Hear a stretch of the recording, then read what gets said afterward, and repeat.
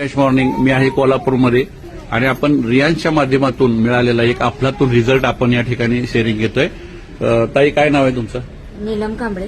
बर, सांगा जरा काय झालं, याच्या आधी काय विषय होता आणि कसं त्याला उत्तर मिळालं रियांशकडून? 6 वर्ष झाली मला डायबिटीस होता. बर, 450 शुगर होती, त्याच्या खाली कधी येतच नव्हती. इन्सुलिन चालू होतं, 3 टाइम इन्सुलिन चालू होतं. प्लस प्रेग्नेन्सी राहिल्यामुळे मला 5व्या महिन्यातच पोटात जास्त पाणी वाढलं. त्यामुळे अनेक लॅन्टस म्हणून इंजेक्शन चालू केलं डॉक्टरांनी आणि त्याच्यामुळे प्रेग्नेन्सीमध्ये खूप प्रॉब्लेम आले.